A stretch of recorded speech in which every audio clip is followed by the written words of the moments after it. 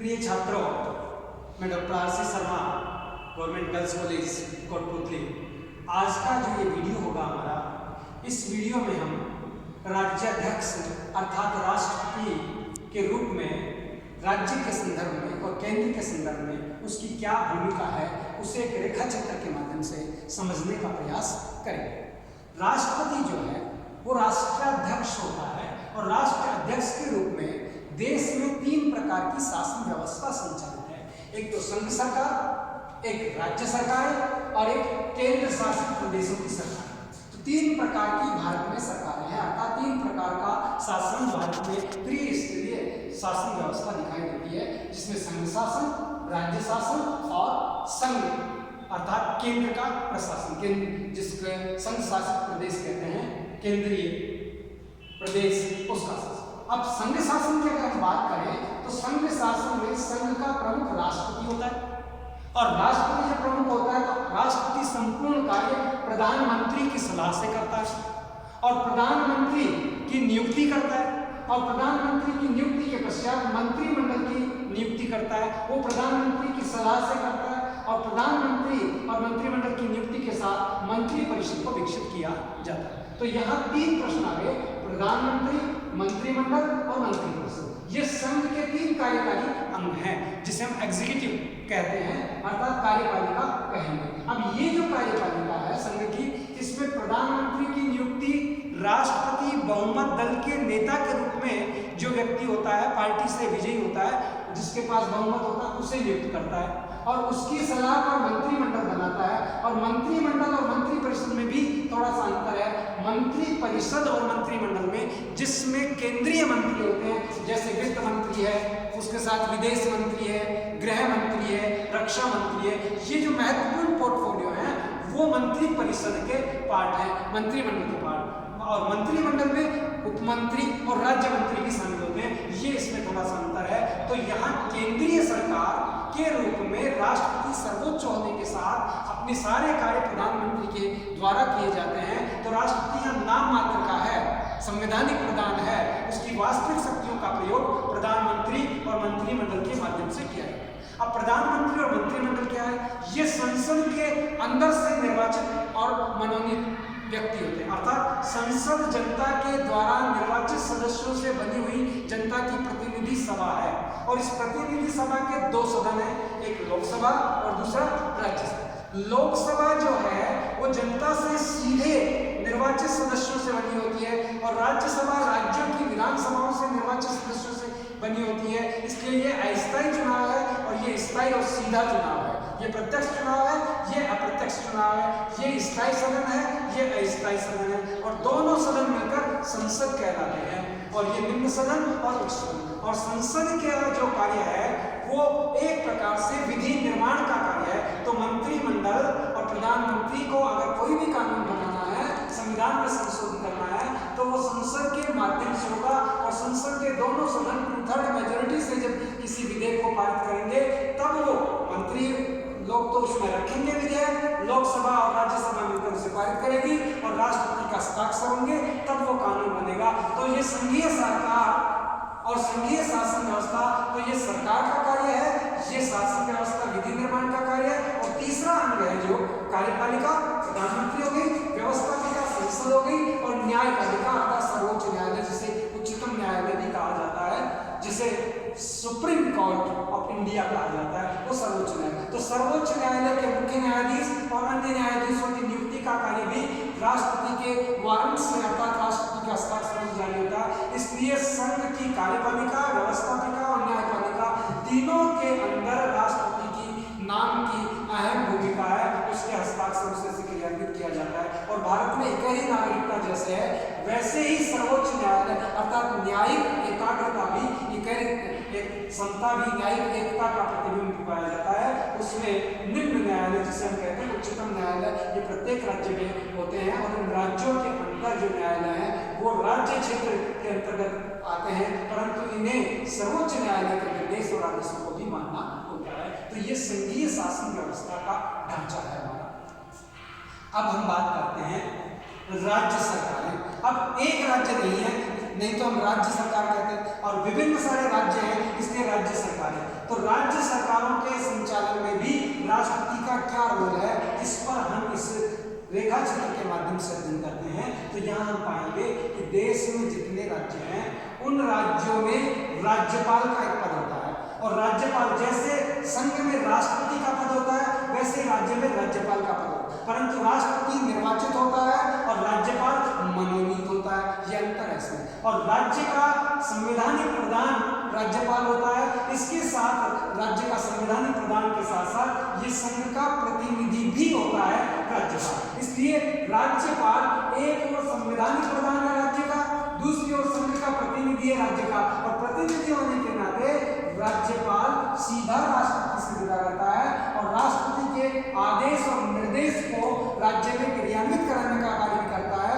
और देश में या राज्य विशेष में जब अनुच्छेद 356 के तहत संवैधानिक व्यवस्था ऐसी बोल जाती है तो राज्यपाल के माध्यम से राष्ट्रपति शासन क्रियान्वित होता है, लागू किया जाता है। इस प्रकार से राज्यपाल की भूमिका के मध्य, अर्थात राज्यपाल एक मध्य की कड़ी है, केंद्र और राज्यों के बीच एक सेतु का कार्य राज्यपाल करता है और वो दो प्रकार की भूमिकाएं अदा करता है। तो यहाँ का हम अगर शासन व्यवस्था को समझे, सरकार को समझे, एग्जीक्यूटिव और कार्यकारी व्यवस्था को समझे, कार्यपालिका को समझे, तो राज्य की कार्यपालिका का प्रधान राज्यपाल होता है और राज्यपाल संवैधानिक प्रधान और संघ का प्रतिनिधि होता है। और ये जो कार्य करेगा राज्यपाल अपनी स्वेच्छा से कोई कार्य नहीं करता, उसके बाद विवेक की शक्तियां हैं पर वो परिस्थितियां जनित है, वो भी जो कार्य करता है, जैसे संघ में राष्ट्रपति प्रधानमंत्री के परामर्श से सारे कार्य करता है, वैसे ही राज्य में राज्यपाल राज्य के मुख्यमंत्री के परामर्श से कार्य करता है और मुख्यमंत्री अपने मंत्रिपरिषद के सलाह और नियमानुसार कार्य करता है। और मंत्रिमंडल का मुखिया प्रधानमंत्री जैसे होता है वहां, वैसे राज्य में राज्य का मुख्यमंत्री इसका प्रधान होता है। तो राज्य में भी वही विधान परिषद है, विधानमंडल, जैसे संघ में लोकसभा और राज्यसभा है, वैसे ही राज्यों में विधानसभा और विधान परिषद। परंतु विधान परिषद देश के सारे राज्यों में नहीं थे, केवल 6 राज्यों में नहीं थे, बाकी सब में विधानसभा है। और विधानसभा जनता से सीधी चुनी जाती है और विधानसभा में से जो 2/3 बहुमत प्राप्त दल होता है उसके दल के मुखिया को मुख्यमंत्री बनाया जाता है और मुख्यमंत्री विधानसभा के प्रति उत्तरदायी होता है। तो इसका मतलब क्या हुआ, मुख्यमंत्री एक और विधानसभा के प्रति उत्तरदायी है, दूसरी ओर जनता से सीधा चुना जनता के प्रति उत्तरदायी है, तीसरा संविधान के प्रति उत्तरदायी है। और संघ शासन व्यवस्था जो है भारत में, क्योंकि राज्यों का पृथक से संविधान नहीं है, राज्य सूची, संघ सूची और समृद्धि सूची है, तो राज्य सूची पर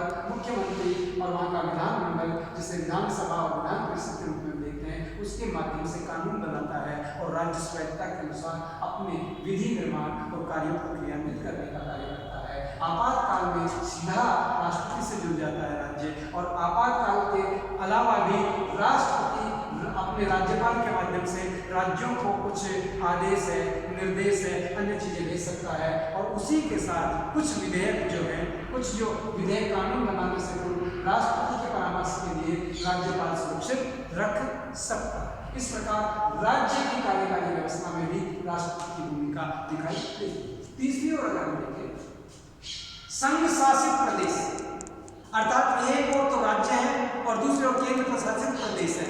पहले 7 थे, 9 थे, फिर 7 हुए और ये अभी वापस जम्मू और कश्मीर को इस प्रकार से पृथक संघ क्षेत्र बनाने के लिए करने की व्यवस्था के बाद वही स्थिति वापस आ जाती है। तो संघ का शासन सीधा राष्ट्रपति चलाता था, पर राष्ट्रपति अकेला तो शासन चला नहीं सकता, जैसे यहाँ संघ का चलाता है किसके द्वारा, प्रधानमंत्री के सहयोग से।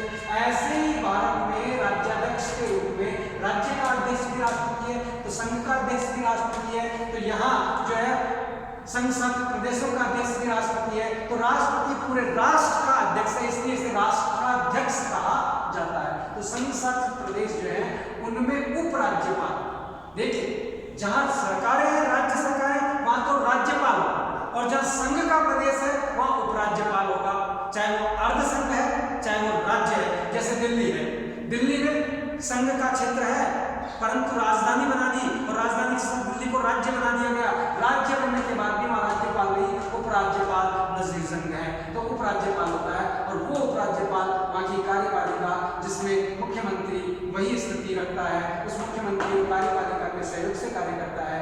ऐसे कई जो संघ प्रशासित प्रदेश हैं, जैसे अगर हम कहें नागालैंड है, उसके साथ गोवा है, या उसके साथ दमन एंड दीव है, इनकी अगर हम बात करते हैं तो वहाँ विधायिका के माध्यम से, नगर परिषद के माध्यम से मुख्य कार्यपालक, जो कार्यपालक भी हो सकता है और कार्य परिषद, कार्यकारी पार्षद भी कहलाते हैं, और उन पार्षद और मंत्रियों के सहयोग से उस क्षेत्र विशेष का शासन संचालित किया जाता है। वहाँ के रूल रेगुलेशंस और विधि को संबंधी कार्य किए जाते हैं, और राष्ट्रपति भी वहाँ की ट्राइबल्स जाति के लिए, अन्य क्षेत्रों के लिए विभिन्न प्रकार की सुविधा और योजनाएं सीधी डायरेक्ट ले सकते हैं। इस प्रकार हम कह सकते हैं कि राज्याध्यक्ष के रूप में राष्ट्रपति तीनों स्तर पर, केंद्र स्तर पर, राज्य स्तर पर और संघ शासित प्रदेशों के स्तर पर अपने हस्ताक्षर और वारंट से नियुक्तियां करने का कार्य करता है। सभी प्रकार की नियुक्तियां यहाँ राष्ट्रपति के माध्यम से होती है, और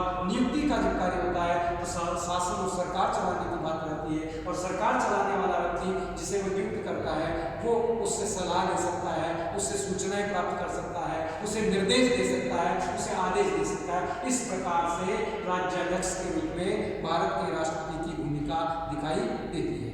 राष्ट्रपति की संवैधानिक स्थिति की अगर हम बात करें तो राष्ट्रपति की संवैधानिक स्थिति अर्थात राष्ट्रपति संविधान में क्या है, एक और कुछ विधियां ये बताती है, कुछ लोगों का ये मानना है कि भारत का राष्ट्रपति मात्र रबर स्टैंप है। दूसरी ओर अगर देखें संविधान की स्थिति तो कई बार ये लगता है कि राष्ट्रपति को इतनी शक्तियां दी गई है, संविधान में सारी शक्तियां राष्ट्रपति की है, और राष्ट्रपति के माध्यम से अर्थात राष्ट्रपति प्रधानमंत्री और मंत्रिमंडल के माध्यम से इन शक्तियों का प्रयोग करता है। तो ऐसी स्थिति में लगता है संवैधानिक प्रावधानों को देखने पर कि राष्ट्रपति जो है उसकी संवैधानिक स्थिति क्या है, अर्थात संवैधानिक स्थिति पर हम चर्चा करेंगे।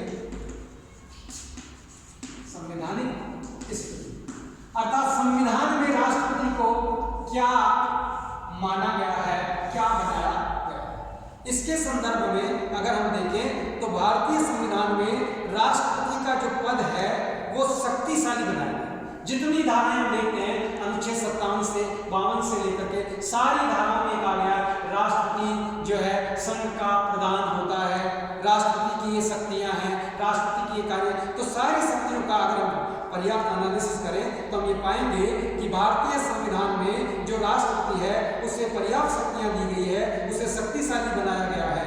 एक और उसकी सामान्यकालीन शक्तियां हैं और दूसरी ओर उसकी आपातकालीन शक्तियां हैं, परंतु इन शक्तियों का अध्ययन करने से तो लगता है कि राष्ट्रपति बहुत ज्यादा पावरफुल और एक निरंकुश और तानाशाह बन सकता है, परंतु दूसरी ओर भारत के संविधान में जो शासन पद्धति अपनाई गई है वो ब्रिटिश वेस्ट मॉडल पद्धति अपनाई गई है, जिसमें ब्रिटिश संसदीय और मंत्रिमंडलीय पद्धति अर्थात ब्रिटेन की जो संसद है, ब्रिटिश संसद और ब्रिटिश पार्लियामेंट, ब्रिटेन की संसद और मंत्रिमंडलीय पद्धति,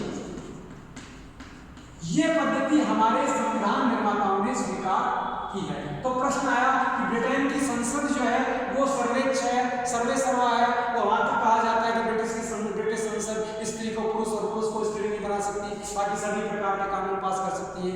इवन देन स्वयं राजा की मृत्यु प्रमाण पत्र पर भी वो अगर पारित कर दे तो उसे हस्ताक्षर करने होंगे। इसका मतलब जो राजा है वो वास्तव में कुछ भी नहीं है, राजा की शक्तियां नाम मात्र की है, जो शक्तियां हैं वो केवल नाम के लिए वो रबर स्टैंप है। तो वही स्थिति क्या भारत के राष्ट्रपति की है, क्योंकि हमने व्यवस्था ब्रिटेन से ली है, ब्रिटेन के अकॉर्डिंग अपनाया, तो भारत में राष्ट्रपति की संवैधानिक स्थिति पर अगर हम चर्चा करें तो डॉक्टर भीमराव अंबेडकर संविधान सभा में कहते हैं कि भारत का राष्ट्रपति राष्ट्र का प्रमुख है।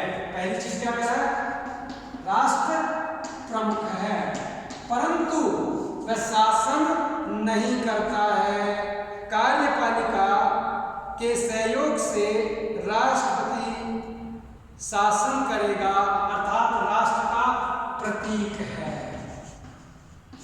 इसका मतलब क्या हुआ कि राष्ट्रपति व्यवहारिक नहीं है, राष्ट्रपति की जो शक्तियां हैं वे व्यवहारिक शक्तियां नहीं हैं, ये शक्तियां नाम मात्र की है, केवल राष्ट्रपति के नाम से इन शक्तियों का संचालन होता है, परंतु व्यवहार में इन शक्तियों का प्रयोग प्रधानमंत्री और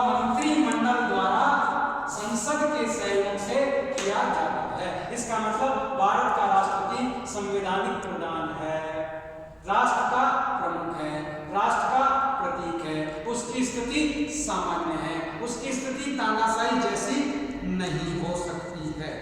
प्रावधान क्या कहता है? भारतीय संविधान के अनुच्छेद 74, 75 और 78। अब देखिए संवैधानिक प्रावधान।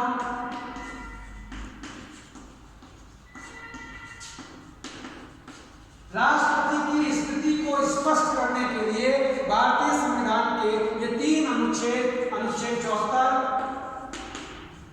अनुच्छेद 75, अनुच्छेद 78 स्थिति को स्पष्ट कर देते हैं। वो साफ कहते हैं कि भारत का जो राष्ट्रपति होगा वो राष्ट्रपति मंत्री परिषद के सहयोग से कार्य करेगा। अर्थात मंत्री परिषद और राष्ट्रपति के क्या संबंध हैं?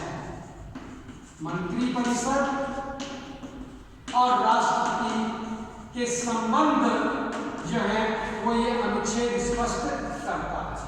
अब संबंध क्या है? दोनों में संबंध क्या है कि प्रधानमंत्री की सलाह पर कार्य करेगा, तो इसका मतलब क्या हो गया? मंत्री परिषद राष्ट्रपति को उसके कृत्य और निर्वहन के लिए परामर्श देगा। इसका मतलब राष्ट्रपति जो है इस मंत्री परिषद के परामर्श के अनुसार कार्य करेगा, परामर्शानुसार कार्य करेगा। तो राष्ट्रपति जो भी कार्य करेगा इस परामर्श से करेगा, अर्थात अपनी स्वेच्छा से नहीं करेगा। इसका मतलब यही हुआ, जैसा परामर्श दिया जाएगा वैसा होगा। जैसे मंत्रिमंडल परामर्श देता है कि संसद को भंग कर दिया जाए, तो राष्ट्रपति उसे भंग करेगा। अगर परामर्श नहीं दिया जाए तो स्वेच्छा से भंग नहीं कर सकता। इसका तो यही निकलता है। न्यायालय तक उस परामर्श का पता लगाने के लिए निर्णय नहीं कर सकते। इसका मतलब ये जो परामर्श होगा ये परामर्श राष्ट्रपति और मंत्री परिषद के मध्य का है। इसके बारे में किसी को कहने की आवश्यकता नहीं क्या परामर्श दिया क्या नहीं दिया। ये दोनों के अंतरंग बात है, दोनों के मध्य विचार विमर्श है। अब क्या परामर्श दिया, क्या स्वीकार किया, ये इन दोनों का बीच का मामला है। किसी अन्य की बात नहीं है, कोई भी इसमें हस्तक्षेप नहीं कर सकता, चाहे वो न्यायपालिका ही क्यों ना हो। प्रधानमंत्री को राष्ट्रपति, मंत्री परिषद को प्रधानमंत्री को परामर्श देने का काम करता है। तो राष्ट्रपति यहाँ ये परामर्श दे रहा है और कई बार राष्ट्रपति मंत्री परिषद को परामर्श देता है कि ये कार्य किए जाने चाहिए। और प्रधानमंत्री और मंत्री परिषद की नियुक्ति भी राष्ट्रपति के द्वारा की जाती है। राष्ट्रपति मंत्री परिषद की सहायता से परामर्श लेता है और उनसे किसी भी प्रकार की सूचनाएं प्राप्त कर सकता है। इसलिए सहायता के लिए मंत्रणा शब्द के लिए जो ये शब्द प्रयोग किया गया है, सहायता और मंत्रणा, इसके लिए क्या राष्ट्रपति बाध्य है कि बिना प्रधानमंत्री और मंत्रिमंडल की सलाह के कार्य नहीं कर सकता? ऐसा जब डॉक्टर राजेंद्र प्रसाद ने प्रश्न किया तो डॉक्टर अंबेडकर ने कहा कि भारतीय संविधान के प्रारूप में साफ लिखा है कि राष्ट्रपति को मंत्रिमंडल के परामर्श से ही कार्य करना होगा। तब डॉक्टर राजेंद्र प्रसाद ने कहा कि परामर्श का ऐसा कहाँ उल्लेख है? तो उन्होंने कहा कि अनुच्छेद 61 में ये उल्लेख है कि राष्ट्रपति मंत्रणा के बिना अकेले कृत्य का निर्वहन नहीं कर सकता। अर्थात वो जो मंत्रिमंडल है जिससे वो सलाह मानने का नहीं चाहता है तो उसे मंत्रिमंडल बंद करके दूसरा मंत्रिमंडल बनाना होगा, परंतु राष्ट्रपति बिना मंत्रिमंडल की सलाह के कार्य नहीं कर सकता। तो यहाँ फिर प्रश्न आया कि क्या राष्ट्रपति मंत्रिमंडल की सलाह मानने के लिए बाध्य है? अंबेडकर कहता है कि नहीं, भारतीय संविधान का जो अनुदेश पत्र है उसके पैरा नंबर 3 में लिखा है कि कार्यपालिका के क्षेत्राधिकार के अंतर्गत जो मामले आते हैं प्रधानमंत्री और मंत्रिमंडल के परामर्श से राष्ट्रपति उन्हें प्रयुक्त करेगा। डॉक्टर अंबेडकर की इस बात का काट करते हुए डॉक्टर राजेंद्र प्रसाद कहते हैं कि इस पैरे को तो संविधान से बाहर निकाल दिया गया है, इस पैरे का कोई महत्व नहीं है, ये संविधान में उल्लिखित नहीं है। तो अंबेडकर फिर कहते हैं कि इस पैरे को इसीलिए निकाला गया है कि अगर मंत्रिमंडल और प्रधानमंत्री की सलाह राष्ट्रपति नहीं मानता है तो महाभियोग राष्ट्रपति पर लगाया जा सकता है, और महाभियोग लगाने का काम संसद में होता है और संसद का प्रतिनिधि प्रधानमंत्री होता है। इसलिए राष्ट्रपति को नियंत्रित करता है महाभियोग, इसलिए परामर्श राष्ट्रपति मानता है मंत्री परिषद। भारतीय संविधान का अनुच्छेद 42, भारतीय संविधान में 42वें संशोधन के द्वारा भी ये स्पष्ट कर दिया गया कि राष्ट्रपति प्रधानमंत्री के परामर्शानुसार कार्य करेगा। वो एक बार किसी भी विधेयक को लौटा सकता है और लौटाने के बाद अगर संसद पुनः बहुमत से पारित करे, उसे प्रस्ताव को वापस भेज देती है, तो राष्ट्रपति को उस पर हस्ताक्षर करने ही होंगे। इस प्रकार से हम कह सकते हैं कि जो भारत का प्रधानमंत्री है उसकी सलाह मानने के लिए राष्ट्रपति अप्रत्यक्ष रूप से बाध्य दिखाई देता है। परंतु भारत का राष्ट्रपति न तो अमेरिका के राष्ट्राध्यक्ष के समान सारी शक्तियां रखता है, जनता से सीधा निर्वाचित नहीं होता है, न ही ब्रिटेन के राजा के समान केवल मात्र एक रबड़ स्टैंप बनकर रह जाता है। भारत की तत्कालीन परिस्थितियों को मद्देनजर रखते हुए राष्ट्रपति एक ओर शक्ति विहीन दिखाई देता है तो दूसरी ओर वो एक शक्तिशाली भी दिखाई देता है। ये भारत की परिस्थितियों पर निर्भर करता है। जैसे मान लीजिए किसी भी दल को 2/3 मेजोरिटी नहीं मिली तो राष्ट्रपति अपनी स्वेच्छा से, अपने विवेक से किसी भी व्यक्ति को बुलाकर प्रधानमंत्री बना सकता है, चाहे वो संसद के दोनों सदनों का सदस्य ही ना हो। दूसरी स्थिति, संसद को भंग करने की स्थिति राष्ट्रपति के हाथ में है। राष्ट्रपति बिना सलाह के भी अगर कहीं किसी प्रकार से बहुमत प्राप्त नहीं है मंत्री को, और प्रधानमंत्री उस संसद को भंग करने का अधिकार रखता है। इस प्रकार से हम कह सकते हैं परिस्थितियों जनित राष्ट्रपति अपनी सलाह देने का कार्य करता है। बाकी भारत के जो राष्ट्रपति है वो प्रभावशाली व्यक्ति अगर कोई आ जाता है या महत्वाकांक्षी व्यक्ति राष्ट्रपति के पद पर बैठ जाता है, दृढ़ निश्चयी व्यक्ति राष्ट्रपति के पद पर बैठ जाता है, तो वो इन अनुच्छेदों का, इन शक्तियों का एक बार व्यवहारिक प्रयोग करने का प्रयास कर सकता है, सत्ता का दुरुपयोग कर सकता है, परंतु जनता उस दुरुपयोग को रोकने का कार्य करेगी, उस पर महाभियोग लगाया जा सकता है। इसलिए कोई भी भारत की जनता की सजगता और मंत्रिमंडल की स्थिति पर निर्भर करता है कि राष्ट्रपति व्यवहारिक शक्तियां प्राप्त करता है या नहीं करता है। संविधान के दृष्टि से देखें तो भारत में राष्ट्रपति एक संवैधानिक प्रमुख के रूप में दिखाई देता है और भारत की परिस्थितियों के अनुसार उसने वैसे कार्य भी किए हैं। कभी भी किसी राष्ट्रपति ने राष्ट्राध्यक्ष के रूप में सारी शक्तियों का व्यवहारिक रूप से प्रयोग नहीं किया है। धन्यवाद।